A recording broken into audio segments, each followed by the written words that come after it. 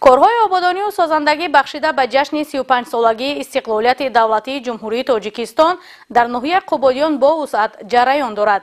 امروزها در جماعت دهاتی ناصر خسرو ناحیه با دستگیری حکومت جمهوری تاجیکستان مقامات اجرایی حاکمیت دولتی و سهم صاحبکاران ساختمان یک قطار انشاءات نو تعییناتشان گوناگون ادامه دارد. گزارش همکارانمان در این خصوص.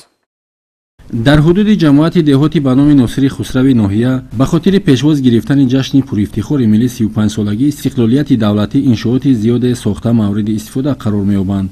بناهای شعبه معارف ناحیه، جماعت دهاتی نامبرده و دیگر انشاءات یاری رسان از جمله آن انشاءات‌هایی است که در اساس نقشه چهاربینی‌ها بخشیده به 31 سالگی استقلالیت دولتی ساخته به استفاده داده شده بودند. در تعمیر و از نوسازی راه‌های محلی سهم ساکنان محل ارزنده ارزیابی می‌گردد و در این برابر در هر دهه دروازه‌ها با نصب نام محله از اقدام‌هایی است که با سهم استقامت کنندگان انجام می‌یابد.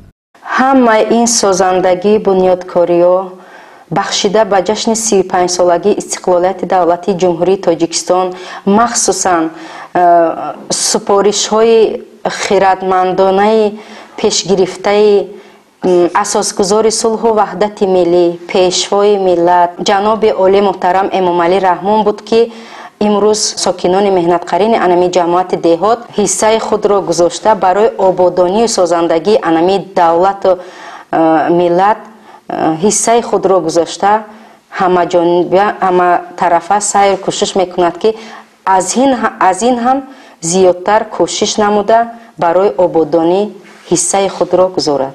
شغل اساسی ساکنان دهات مذکور اساساً کشاورزی بوده. در اساس تجربه اندوخته آنها از زمین‌های در اختیار داشته حاصل فراوان محصولات کشاورزی به کف می‌آورند که این تدبیر تا جای به نیکواحوالی آنها مساعدت می‌کند. میدان عمومی زمین‌های دهاتی نامبرده 29570 گکتار را تشکیل می‌دهد که از این 12693 گکتار آن زمین‌های کشاورزی بوده. ساکنان در خواجگی‌های دهقانی و انفرادی و پرورش محصولات گوناگون کشاورزی مشغولند.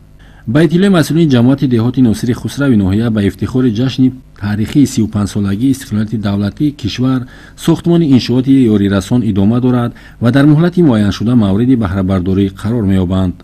محمد شریف نورعلی، محمد خواجه، نمازلی ارگش، ناحیه قبادیان. اخبار.